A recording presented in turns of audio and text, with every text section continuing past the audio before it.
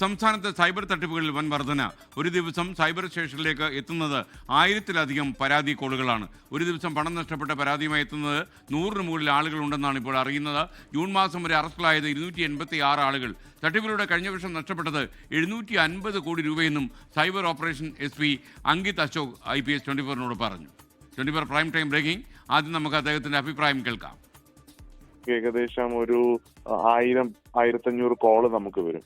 കൂടുതൽ ഈ സാമ്പത്തിക തട്ടിപ്പുകളെ പറ്റി അറിയാൻ ഇത് ഞങ്ങൾക്ക് ലിങ്ക് വന്നു, മെസ്സേജ് വന്നു, കോള് വന്നു, അങ്ങനെ തന്നെ ഒരു 90% അങ്ങനെ പോകും. 100-125 കോളുകള് സാമ്പത്തിക നഷ്ടം പൈസ വന്നതായിട്ട് വരും. ഒരു പൈസ നഷ്ടപ്പെടുന്നത് നോക്കുകയാണെങ്കിൽ ഒരു 80 ലക്ഷം തുടങ്ങി ഒരു 1 കോടി 1.25 കോടി വരെ ചില ദിവസങ്ങളിൽ നമുക്ക് നഷ്ടപ്പെടും. കഴിഞ്ഞ വർഷം ഏകദേശം 750 കോടി രൂപ നഷ്ടപ്പെട്ടിട്ടുണ്ടായിരുന്നു. കഴിഞ്ഞ ജൂൺ മാസം വരെയുള്ള തരത്തിലുള്ള പൈസ തട്ടിപ്പുകളിൽ പൈസ പുറത്ത് വലിച്ചെടുത്തവരും കേരളത്തിൽ ഇൻവോൾവ് ആയിട്ട് 286 പേരെ അറസ്റ്റ് ചെയ്തിട്ടുണ്ടായിരുന്നു. Cyber operation SP Ankit Ashok IPS സംസാരിക്കുകയായിരുന്നു. ഇപ്പോൾ വിശദാംശങ്ങളുമായി ആൻമരിയ സണ്ണി തത്സമയം ചേരുന്നു. ആൻമരിയ, കൂടുതൽ വിവരങ്ങൾ. നമ്മൾ എത്രയോ തവണ ബോധവൽക്കരിക്കാൻ ശ്രമിച്ചാലും ആൾക്കാർ ഒരു രീതിയിൽ അല്ലെങ്കിൽ മറ്റൊരു രീതിയിൽ ഈ തട്ടിപ്പിന് വിധേയമാകുന്നു, കോടികൾ അവർക്ക് നഷ്ടമാകുന്നു. നമുക്ക് ഇതിന് എത്ര കരുതലെടുത്തിട്ടും ആളുകൾ ഇതിന് മുഖമിടിച്ച് വീഴുന്നു എന്നുള്ളത് നമ്മളെ അമ്പരപ്പിക്കുന്നുണ്ട്. പറയൂ ആൻമരിയ.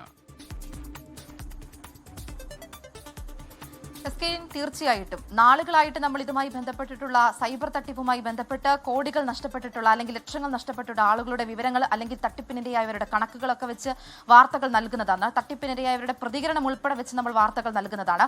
അതുമായി ബന്ധപ്പെട്ടിട്ടുള്ള ബോധവൽക്കരണവുമായി സൈബർ സെല്ലും പോലീസും തന്നെ നേരിട്ട് രംഗത്തിറങ്ങിയതുമാണ്. പക്ഷേ അതിനൊന്നും പൂർണ്ണമായിട്ടുള്ളൊരു മാറ്റം ഉണ്ടാകുന്നില്ല എന്നുള്ളതാണ് യാഥാർത്ഥ്യം. വീണ്ടും വീണ്ടും ആളുകൾ തട്ടിപ്പിലേക്ക് വീഴുകയാണ് ചെയ്യുന്നത്. അതിലെ ഞെട്ടിക്കുന്ന വിവരങ്ങളാണ് ഇപ്പോൾ പുറത്തു വരുന്നത്. ഒരു ദിവസം സൈബർ സെല്ലിലേക്ക് വരുന്ന ഫോൺ കോളുകൾ, അത് 1000-ലധികം ഫോൺ കോളുകളാണ്.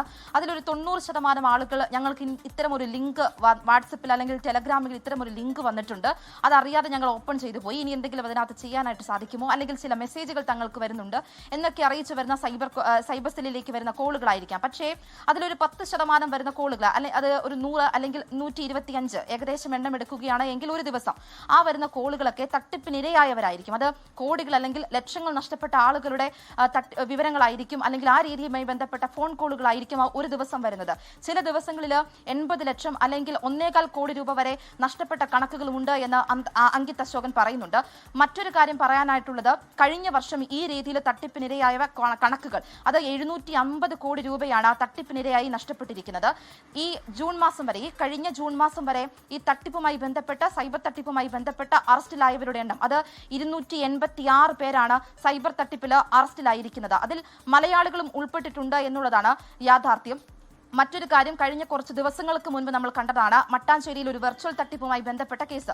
അതിൽ ഒരു പ്രത്യേക അന്വേഷണ സംഘം രൂപീകരിച്ചുകൊണ്ട് അതുമായി ബന്ധപ്പെട്ടിട്ടുള്ള അന്വേഷണം ഇപ്പോൾ പുരോഗമിച്ചുകൊണ്ടിരിക്കുകയാണ്. കൃത്യമായിട്ടുള്ള വിവരങ്ങളും പോലീസിന് ലഭിക്കുന്നുണ്ട്. പക്ഷേ ഇതുമായി ബന്ധപ്പെട്ടുള്ള ബോധവൽക്കരണം അത് സൈബർ സെല്ല് തന്നെ നേരിട്ട് മുന്നോട്ടിറങ്ങി നടത്തുന്നു. ഈ തട്ടിപ്പിനിരയായവരൊക്കെ ആദ്യം തന്നെ ഇവർ തട്ടിപ്പിനിരയായിട്ടുണ്ട് എന്ന് ബോധ്യപ്പെട്ടുകൊണ്ട് സൈബർ സെല്ലിൽ അല്ലെങ്കിൽ തൊട്ടടുത്തുള്ള പോലീസ് സ്റ്റേഷനിലൊക്കെ അറിയിക്കുമ്പോൾ അവർക്ക് ആ പണം വീണ്ടെടുക്കാനായിട്ട് സാധിക്കുന്നുണ്ട്. എന്നിരുന്നാൽ പോലും നിരന്തരമായിട്ട് വീണ്ടും വീണ്ടും തട്ടിപ്പിനിരയാകുന്നു എന്നതാണ് യാഥാർത്ഥ്യം. Okay, thank you. ആൻമരിയ സണ്ണിയാണ് വിവരങ്ങൾ നൽകിയത്. വിനീത് നാരായണൻകുട്ടി പറയുന്നു, അറിയാത്ത ഫോൺ കോൾ വരുമ്പോഴേ പേടിയാണെന്നാണ് പറയുന്നത്. അപ്പം നമ്മൾ ഈ ഫോൺ കോൾ എടുത്തില്ലെങ്കിൽ നമ്മുടെ വിവരമൊന്നും ചോർന്നു പോകില്ല. നമുക്കങ്ങനെ അത്ര വലിയ ഭയമാണെങ്കിൽ നമ്മൾ ആ ഫോൺ കോൾ എടുക്കണ്ട. അപ്പോൾ എങ്കിൽ ഫോൺ കോളുകൾ എടുക്കേണ്ടതെന്ന് ചോദിച്ചാൽ എടുക്കുകയും വേണം. അപ്പോൾ ഒരു കാര്യം ചെയ്താൽ മതി, നമ്മൾക്ക് വിശ്വാസമുള്ളവർ ബന്ധപ്പെട്ടവരൊക്കെ വിളിക്കും പറഞ്ഞാൽ മതി.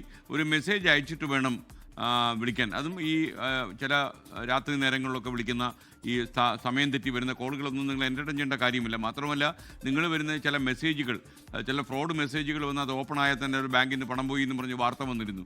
അപ്പോൾ അങ്ങനെയുള്ള മെസ്സേജുകൾ തന്നെ ക്ലിക്ക് ചെയ്യാതിരിക്കുക. ഇതൊക്കെയാണ് നമുക്ക് ചെയ്യാൻ കഴിയുന്ന മുൻകരുതലുകൾ. നമ്മൾ കാണിക്കുന്ന അബദ്ധം കൊണ്ടാണ് പലപ്പോഴും ഈ തട്ടിപ്പിന് നമ്മൾ ഇരയായി പോകുന്നത്. ശ്രദ്ധിക്കുക. ലോകത്തെവിടെയായാലും ഏത് സമയത്തും 24 വാർത്തകളും ഓഗ്മെന്റഡ് റിയാലിറ്റി പാക്കേജുകളും എക്സ്പ്ലെയിനറുകളും വിശദമായി കാണാൻ ഞങ്ങളുടെ YouTube ചാനൽ നിങ്ങൾക്ക് സബ്സ്ക്രൈബ് ചെയ്യാം.